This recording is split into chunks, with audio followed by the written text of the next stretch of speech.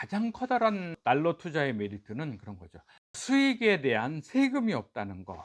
예를 들어서 1,100원의 달러화를 5만 불을 사서 1,400원에 5만 불을 팔았으면 1불당 300원씩 355, 1,500만 원이 남은 거죠.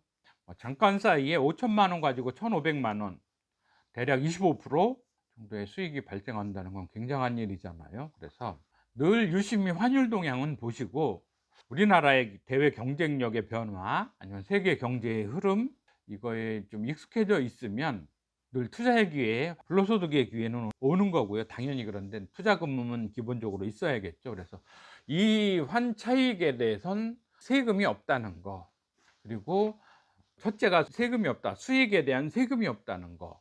두 번째는 상대적으로 최상의 안전자산에 투자하는 거라는 거. 왜냐하면 돈으로, 원이라는 돈으로 달러라는 돈을 산 거기 때문에. 주식은 못 팔 수도 있잖아요. 구매자가 없으면. 부동산도 매수인이 없으면 팔고 싶어도 못 팔잖아요. 그런데 돈은 언제든지, 당장의 환율로는 언제든지 돈을 바꿀 수 있다는 거.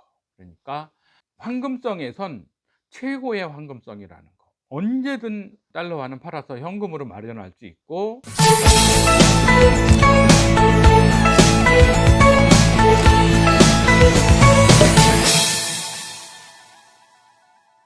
반갑습니다. 책부자 지혜소원 가족 여러분. 오늘은 아주 특별하고도 유익한 주제를 가지고 와봤습니다.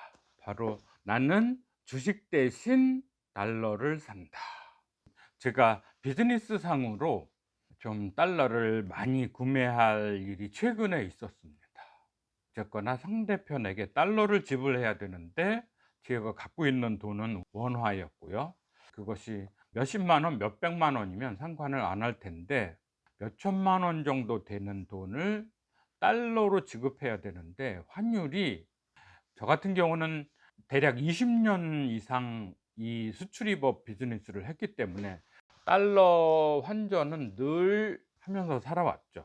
결제를 받을 때도 달러로 받고, 해외에서 수입을 할 때도 늘 달러로 매입을 하고, 그런 상황이어서 환율의 변동에 대해서는 늘 피부로 알고 있었는데, 정상적인 환율이라면 1,100원에서 1,150원 사이, 이 정도도 높은 거였죠. 왜냐하면 그 전에는 1,030원, 1,050원 하던 시절이 한 3, 4년, 그 정도까지는 1, 2년 그 정도 전까지는 그랬으니까요.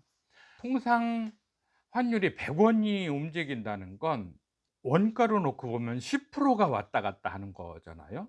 1,000원 주고서 달러를 매입해서 수입해 오던 걸 1,100원을 가지고서 달러를 매입해서 수입해 오면 10%가 원가가 올라가잖아요.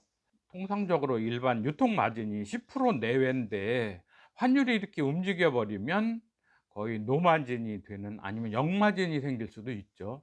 그래서 거래 가격을 조정은 하지만 통상적으로 이제 연간 가격표를 가지고서 움직이기 때문에 수시로 환율에 따라서 원가 가격표를 변동을 시킬 수는 없는 상황에서 이 100원이라는 게 굉장히 큰 건데, 그게 1,050원에서 1,150원, 그러면 벌써 10%가 왔다 갔다 했잖아요. 근데 이게 멈출 줄 모르고 1,250원까지 올라가는 거예요. 그럼 벌써 20%, 더군 1,350원, 심지어 2주일 전까지만 해도 1,450원까지 기어 올라갔죠. 거의 40%, 50%의 가격 등락이 발생한다는 게 상당히 곤혹스러운 일이어서 고민 많이 하고 있었는데, 1,430원, 50원이 기정사실인가 했는데 하루 이틀 기다리는 사이에 원화가 다시 쭉쭉 빠져서 1,330원, 50원까지 대략 100원이 다시 이제 내려온 상황이었는데, 그때 이 책이 우연히 들어온 거죠. 그러면서 나도 왜 이 생각을 못했지?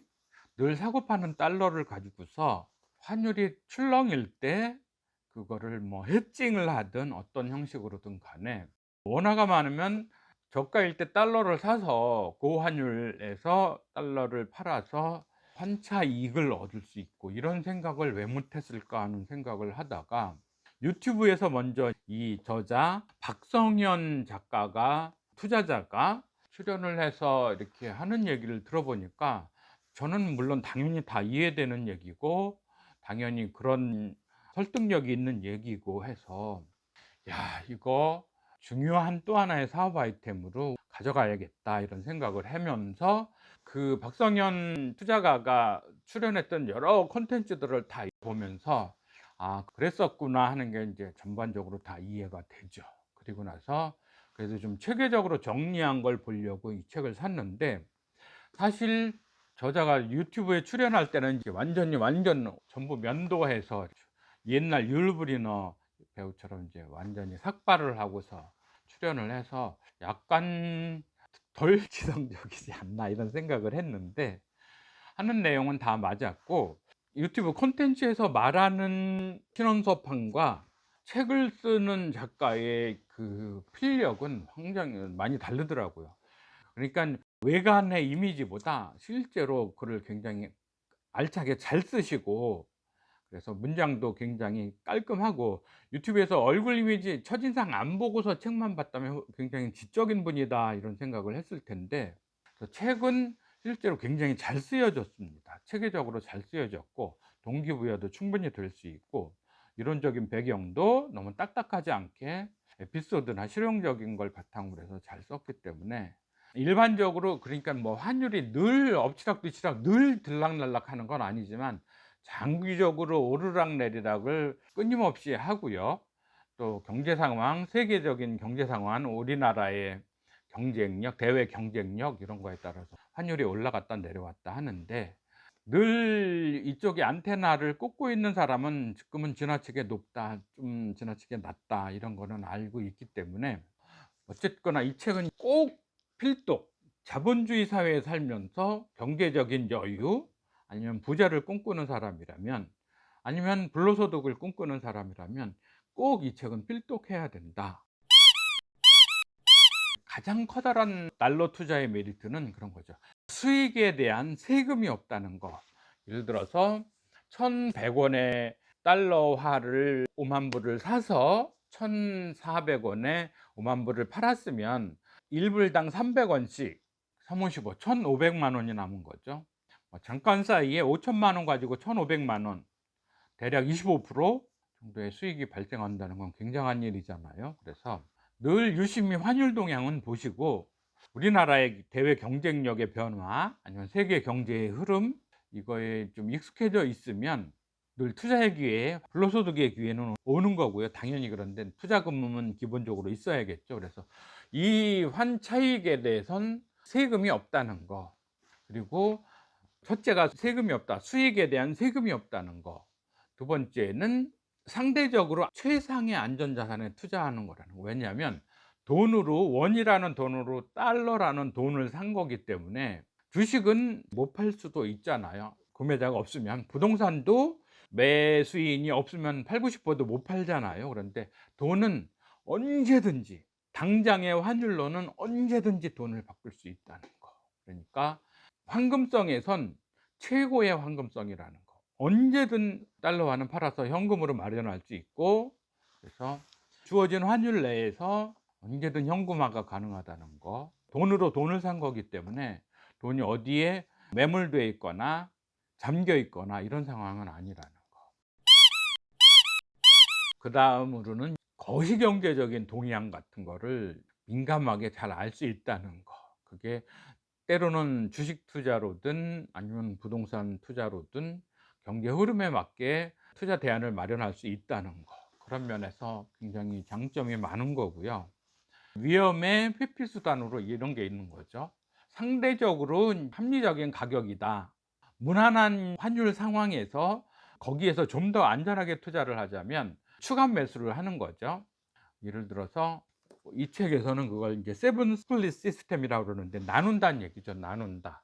구매를 분할 매수를 하는 거죠. 달러화를. 그래서 1,100원에서 예를 들어서 10분의 1의 자금을 투자를 해서 달러화를 샀는데 거기서 계속 올라갈 것 같으면 조금씩 따라 올라가면서 매입을 해서 그래도 상당한 고점에 이르렀을 때 전부 팔 수도 있고요. 물론 그건 이제 저자가 한 얘기는 아니고 제 생각으로 또 거기서 계속 내려가더라도 추가 매입 하면서 평균 단가를 낮추기도 하지만 어쨌든 낮춘 가운데 그래서 충분히 달러가 확보되어 있는 가운데 당연히 여유 자금이어야겠죠. 그 상황에서 경제 상황이라는 게 늘 좋을 수만은 없잖아요. 경제가 늘 햇빛일 수는 없잖아요. 그래서 상대적으로 우리나라가 더 좀 불안정한 사회인 것도 맞는 거고요. 그래서 그럴 때 우리나라 환율이 치솟게 되면 그때 평시에 매집해 놓았던 달러를 그래도 상당한 고가의 수준에서 팔아서 수익을 실현하고 그러는 건 굉장히 좋은 방법이다.